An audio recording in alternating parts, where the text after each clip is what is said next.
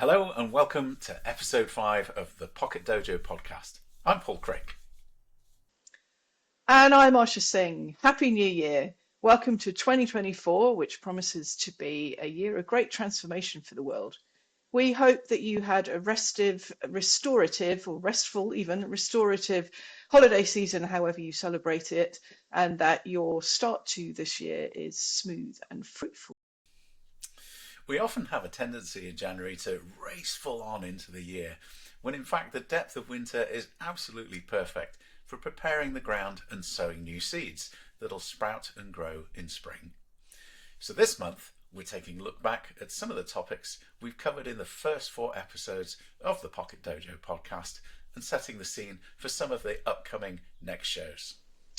We'll be looking back at why Paul and I came together to start this podcast and to offer the renewal retreat for women who lead at Broughton next spring. We'll be thinking about what we see in organisations and what we might want to do differently. And then I'll be reflecting on inner and outer nature and how the two mirror one another. I'll go on from there to chat with the amazing Jennifer Hamady about how we find our own voice. We've also looked at how aikido principles can help you develop your leadership practice, both on and off the mat.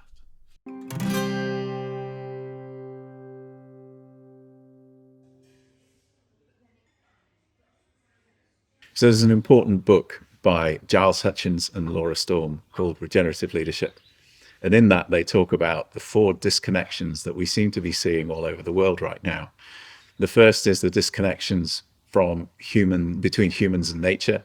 The second is the apparent disconnection between masculine energy and feminine energy. The third one is the disconnection between mind, body, and spirit. And the final one was between logic and emotion. And the reason we're putting this retreat together is because we are hoping to do some work with some senior women to help them through the process of doing their own reconnections to those things. Is that about right? I think so. I think, also just at a personal level, when we met at a leadership event in Germany just over a year ago, actually feels like so much longer. Yes. It was last summer. Though I think there was a recognition that both you and I are holding combinations of those things, and that we were really curious to bring those together and see how that could help to create an amazing experience for women who want to explore these disconnections. Exactly. And I get a sense from the research that we've both done that these are themes that keep coming up over and over again, not necessarily in that precise language, but that we've reached an inflection point. We recognize that things need to be different. How do we do that? So Exactly. The why of the retreats is to give women that opportunity for exploration. Yeah, and also just another thing that's coming to me as we're talking is that there's a lot of energy and action and let's cancel everything that we think is not working, or we make these strong judgments about whether something is good or not or whatever, and rather than sort of pour fuel or on the flames of that, wiping everything out and starting all over again, it's really about exploration and healing, and there's so many different aspects that could be explored, so that it's a process of integration. Yes. As opposed to let's just scratch everything and start all over again in ways that we should do or shouldn't do. And I think we both really want to get away from that kind of approach to dealing with some of the challenges. I agree. I think it's too easy to throw away the baby out with the bathwater, as the expression goes. And I think you have to find where you are now to be able to say, right, this is where we are. This is a recognition of how I truly feel, when I take time to explore that, and then to go through a thought process of, as a collective and individually, to think about, okay, so where do I want to go now? I'm a long time coach, facilitator. I work mainly today with executive teams, I have done a lot of work with senior women leaders looking to find their own voice and their own way of leading in quite hierarchical, very geopolitical, often conflict-ridden, mature organizational systems, which they are expected to transform. And exploring with them, how can they do that in ways that allow them to be themselves, to be who they are. They're often, really smart, powerful, competitive, high achieving, amazing women that do amazing things in their spare time that, I'm like astounded by. That's not who I am, but I have found that what I can bring as a woman moving through those systems, as somebody who comes in and out and knows them well, the systems, knows the dynamics, knows the challenges, knows the stories, the narratives that get told, can be really effective in helping them to find their own way through. So that's what is bringing me into doing the work. And in coming together with Paul, we met at a leadership circle event. That's one of the systems of leadership that we've both been interested in along the way. At an event not much more than a year ago. And I'll let Paul, talk about your own work in that. But in, starting to experiment with Paul about some of the work that he will also bring, I think, into the retreat, there was a really lovely connection of bringing that. You mentioned about the disconnect between masculine and feminine and being in nature. And I think those were, for me, at least, the particular sort of things that got me really curious about how could we bring these, who we are, together into something to create the kind of experience we want to offer to the women that will take part. Yeah, absolutely. Yeah, my work's been, so I've been a coach for 13 years. And as part of becoming a coach, you end up doing your own work. Fundamental part. It's, absolutely fundamental. And what's been interesting is when you then go out into the world and say, hey, I'm a coach, who can I serve? My clients have been senior women, not because I've necessarily gone out and said, hey, senior women, come and work with me, but simply somehow that's the way it's ended up. And they're in large corporate size, a management consultant working all over the world for 20 plus years, and saw all kinds of things. I worked with 40 plus global companies in different states of change and progress, and looking at the systems in there, what worked, what didn't. I got involved in training what might be called soft skills. And the more you delve into that, the more you get a sense of dissatisfaction. So I was lucky to do a TED talk in 2019.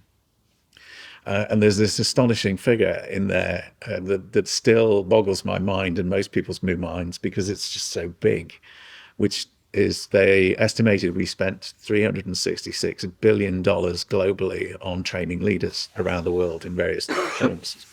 There was a part of me that said, well, if that's the case, why is it not working?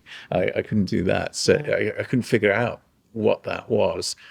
And so I wanted to find new ways of moving away from let's all fly to a hotel in Copenhagen, let's do flip charts, let's do role plays, let's do models, which are all very valid. But if they're not working, we need to do something, not necessarily throw the baby out with the bathwater, but we need to try other things. And my experience is you have to teach the whole person, so therefore you have to bring the body into play. That doesn't happen in hotel conference rooms too often, if at all. And I think that's essential. I think also we need to bring people outside. So, this flying into an airport, going to the hotel, spending 3 days in a conference room, getting in a taxi, going back to the hotel, you miss out on a whole bunch of things that could open up people to new ideas, new ways of being, new ways of connecting, that those curriculums don't do. And so when I came to Göttingen and we met, I was bringing, so if you read my material on LinkedIn, you'll find out that I do martial arts. I'm a black belt in aikido, and I wanted to find a Don't way. mess. Well, it's not so much that, it's how do you take those principles and that we learn on the mat and learn them off the mat, because they are so relevant. And so when I was in Göttingen, I devised a class, and it fortunately went really well. That's where we met. That's great. And what I loved about working with you was there is a creative tension here between us that is this masculine feminine energy in kind of the way it's supposed to work. So we're not always sweetness and light. We sometimes have the odd difficult conversation, but we get through it. But we respect how each of us comes to the table and what we bring, and we're still learning what that is. And we want people to share in that. We want our participants to do that, because what we learned from the research we did was it isn't about fixing women. They don't need fixing. They're fine. They're successful. They're strong. What they need to do is reconnect and rediscover and find their voice again, not because they never had one, they did, but to go back into that and go, oh, I've got time, I've got space, I've got other people to commune with. And we've got masculine energy and feminine energy in the room facilitating this and in the outdoors.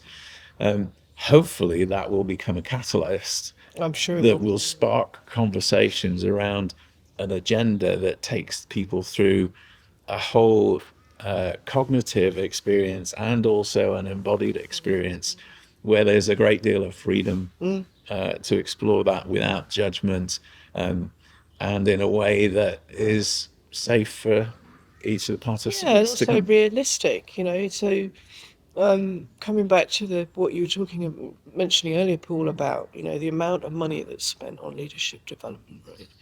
And leadership is so contextual today, with the challenges that we face, even within a very structured environment, etc. For people to be able to find small but powerful ways to connect with each other, to use the tech that is available in ways that's effective, to find, to use some sort of technical language for a moment, affordance and agency, Yep. are fundamental in being able to be effective. Okay. And I think, that's what we really want people to be able to explore here. Yeah. And in such a way that they can go back into daily life and for it to be really useful. Yeah, I mean, the echo chamber that is LinkedIn, we keep seeing the same messages over and over again, and they're actually not they're useful reminders in some ways, but they're reminders of what the old is. And the whole world, as we come out of the pandemic and into this environment that is perhaps more chaotic than it's ever been, more uncertain than it's ever been, then we need something new to emerge. But that comes from individuals. It doesn't come from people saying, do it like us. It doesn't come from people saying, here's a change initiative that's going to change your organization. Because the change, as we were saying earlier when we were walking back from the woods, we were saying, change is an individual decision, and it's a dance. It's not a light switch. So our hope is that in designing this and in the way that we bring and hold this space for people to use that sort of phrase, gives people an opportunity and some time.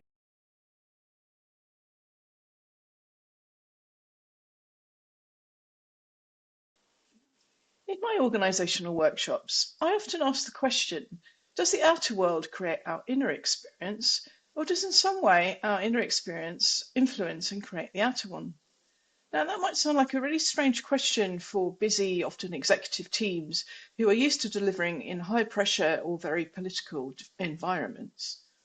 However, it does make us stop and think for a moment. Life often feels like it's something that happens to us, but in fact, that's not really the case. It's really difficult to see what we need to do or to have a certain amount of choice if we can't see what's possible. We might call that our affordance, or where we want to put our resources, our energy, our time, our money, etc., that we could think of as our agency. Our inner nature is just that.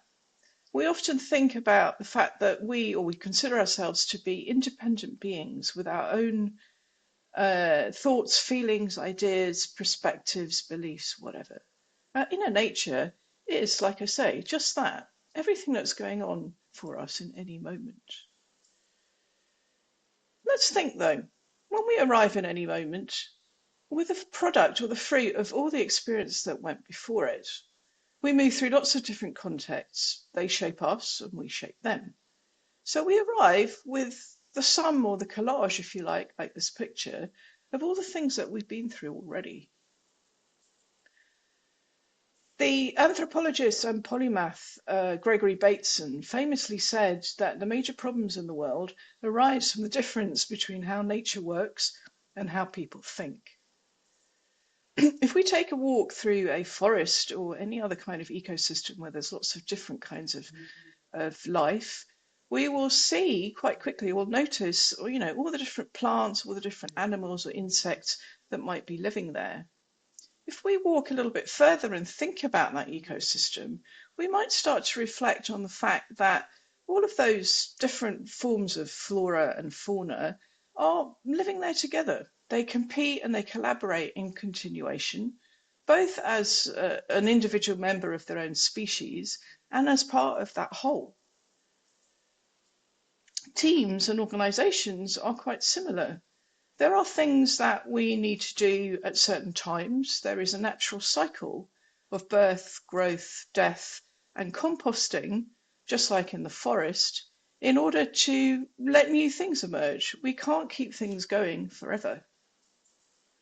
So as the outer world becomes more difficult, conditions like the economy, climate change, social unrest, and so on, it might be quite wise that we think about regenerating both that inner nature and the outer one.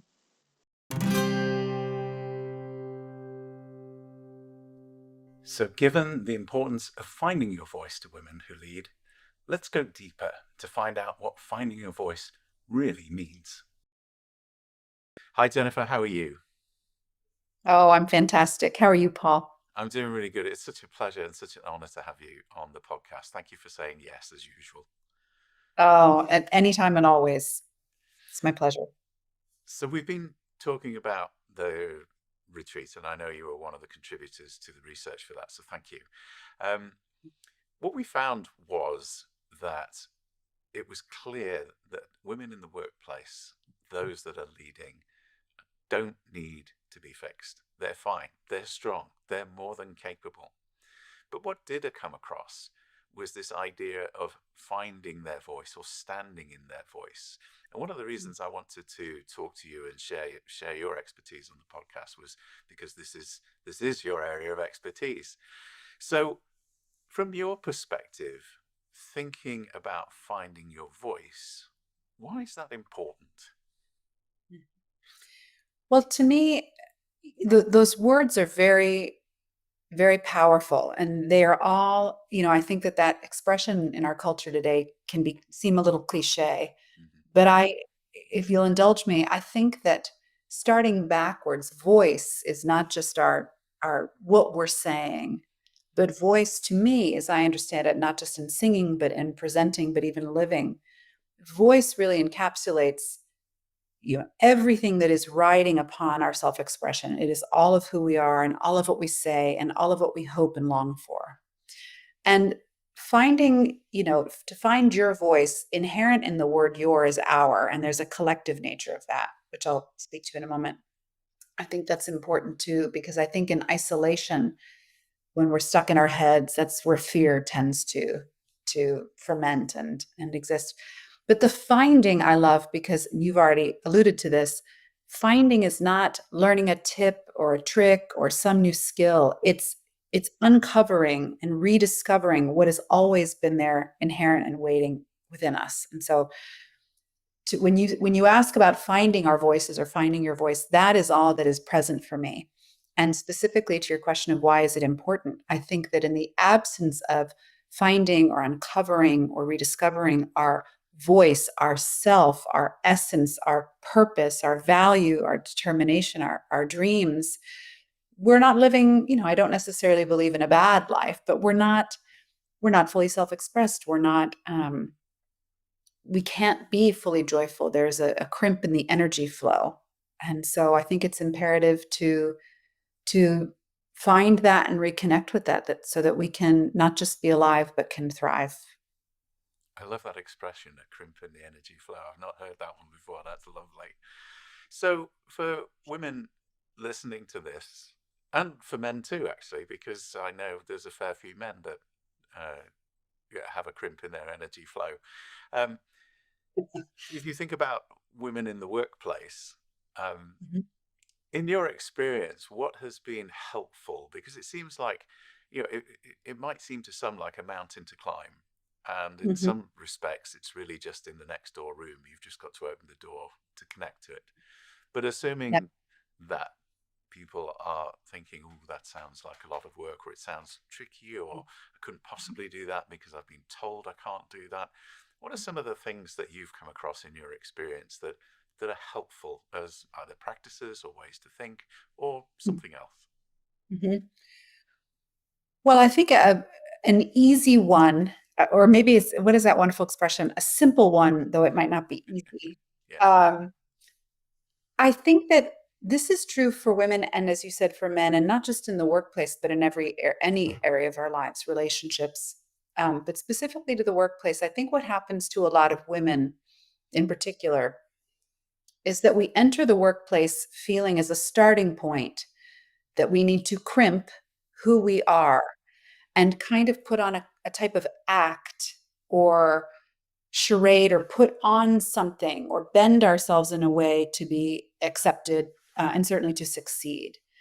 And I would offer, perhaps counterintuitively, the reverse. In practice, it might seem strange, and there is a practice I can offer. But I would begin that in any area of our lives, the fundamentally most important thing that we can do is to make a commitment to ourselves to be most authentically ourselves. And where I think people get stuck with this idea is to be authentically myself. Paul, for example, let's use myself as an example. You invited me so generously onto this podcast, and I feel entirely and completely myself. So taking a shower, making sure I don't have a piece of broccoli in my teeth, that isn't crimping my energy. That isn't me not being myself. I can be 100% who I am and comfortable and make choices that facilitate the ability of our connection to flourish.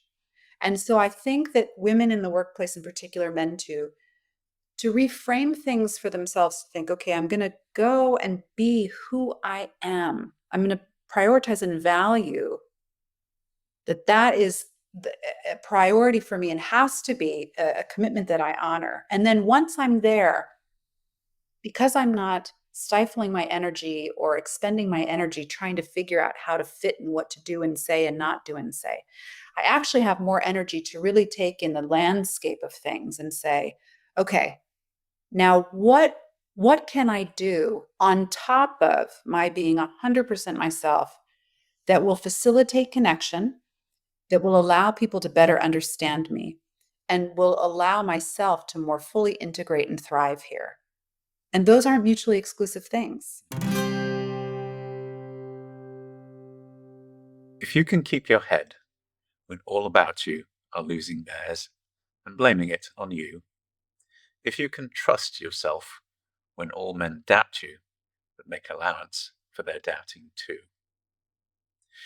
Rudyard Kipling's poem, If, is a helpful jumping off point to begin to understand why aikido is relevant to developing our leadership practice. The poem speaks clearly to the ideas of character and emotional intelligence, two fundamental requirements of what most of us would call leadership practice. Here, I want to define some key terms and draw directly on the leadership framework, which has been brought to life by Tom Bohins and his team of collaborators via a number of iterations through the Prometheus project. Leadership is a noun that means a set of human qualities and activities that are generative and creative. Leading is a verb that affords the outcomes in the workplace.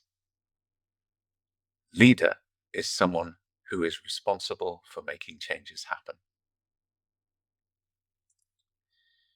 Marikai Ashiba, the founder of Aikido, said that the purpose of training is to tighten up the slack, to toughen the body, and to polish the spirit. So Aikido training speaks directly to this leadership framework and the development of human qualities and activities that are both generative and creative. But who we are is how we lead. In today's business environment, the hidden costs of team conflicts and poor leadership are significant and preventable. These issues often stem from unresolved disagreements within teams. Many people avoid dealing with conflict, hoping it'll just go away. In the workplace, there are two dominating questions. The first is, am I right? Wrong? And the second is, am I good enough? It's not uncommon to base our self-worth in the workplace on how I compare to others, whether others see me as good enough for the promotion or the pay rise or the bonus. In fact, many workplaces set themselves up to actually reinforce this. So how do you resolve it? How do you get a better outcome? How do you stop accruing costs? Well, Kipling actually gives us the answer by suggesting we need to be flexible and adaptable and responding to situations as they arise. If we keep pushing against one another, we become rigid and entrenched in our respective positions. There's no room for adaptability. This is where the martial art of Aikido comes in. Like any craft, there's so much to learn. It's a challenge to be able to explain all the principles in a short segment like this. Even after training for 5 years, I'm only just now beginning to see small glimpses of what this martial art is all about. Unlike all the other martial arts, Aikido emphasizes redirecting an opponent's energy rather than directly confronting it. This is the first principle. How do I redirect the other person's energy? How do I do that in a way that restores harmony to the situation? So on the mat, we say, how do we stop the fight rather than how do we win the fight?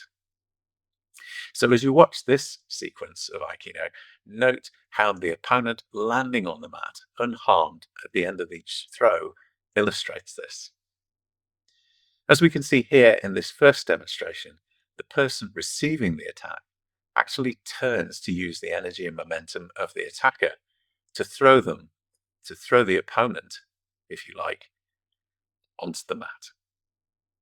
The second principle is that strength and power comes from a place of non-aggression and cooperation. Aikido emphasizes working with an opponent's energy and momentum rather than relying on brute force. Instead of overpowering an opponent with strength, Aikido practitioners seek to redirect and neutralize an attack by blending with it and using a circular movement. The goal is to bring an attacker's energy under control rather than meeting with force. For now, I'll press the pause button on Aikido. The Grace Framework is a mnemonic that helps individuals think about how to develop the quality of their ability to think. Our thinking is ongoing, top down and bottom up. It's a process that speaks about our inner operating system. And our inner operating system determines the quality of the relationship we have with ourselves and works towards minimizing and potentially eliminating the things that tend to get in the way of operating at our full potential. The purpose of the Grace Framework is to fill the how-to gap left by the what of the 2x2 box model of emotional intelligence. As we said earlier in the show, who you are is how you lead. The who you are is governed by the quality of the relationship you have with yourself. The Grace Framework offers a way to build stronger connection with ourselves and each other. So here we have a picture of the framework. Let's take a very quick guided tour. Grounding is the felt sense of connecting to and being in your whole being. It's your mind, your body, and your spirit all integrated together. And when we're grounded, we become an observer of the moment. The more we observe, the more we become aware of what's happening right here and right now in the present. It's what presence is all about. It's our experience that shapes our body, and our body in turn shapes our relationship with the world. We feel this, and other people feel this in relation to us, based on how we are physically present with them, rather than the words we use. Because of how we absorb and make sense and meaning of the world around us. As a framework, it offers guidance rather than being prescriptive. Unlike other frameworks, there's no prescribed place to start. You simply start where you are, where you're drawn to. They say inner stillness is the key to outer strength. And this is what grounding is all about, getting to a place of stillness so that we can become more aware of what's going on around us.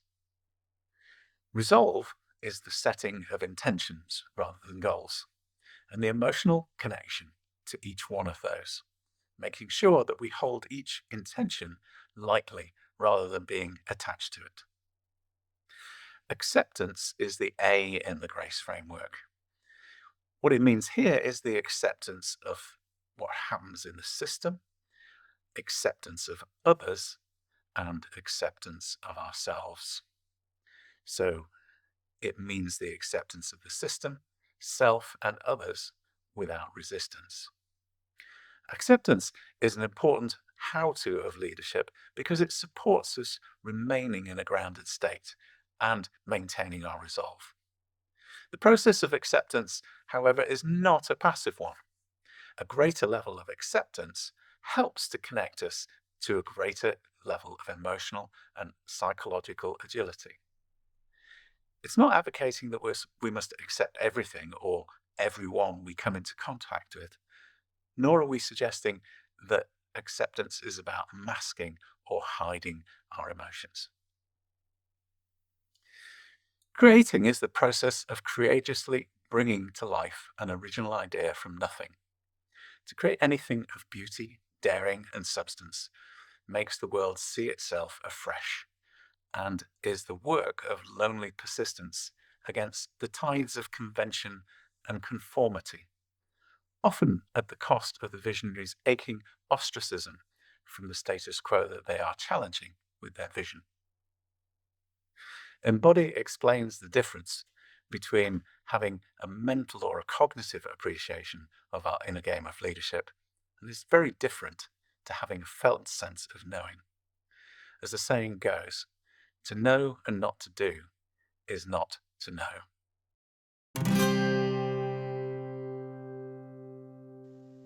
So today we've looked back at the first episodes of the Pocket Dojō podcast and why Paul and I have come together, why we think it's important to develop leaders differently. I've talked about inner and outer nature and the importance of renewing them both, particularly as life gets more challenging for many of us. We've also looked at how aikido principles can help you develop your leadership practice, both on and off the mat. We've also done a quick refresh of the GRACE framework, a way to develop emotional competence and fluidity to create strong, healthy working relationships. As always, we'll be writing more about these topics on our posts at Substack. You can find Paul's at the Pocket Dojō and mine at Learning Through Doing. Join us again in 2 weeks' time for episode 6, when we'll dive deeper into the GRACE framework. And we'll be sharing various practice with you that you can try out for yourself. You can watch the Pocket Dojō podcast on all your favourite channels and follow us too on LinkedIn, Facebook and Instagram. Bye for now.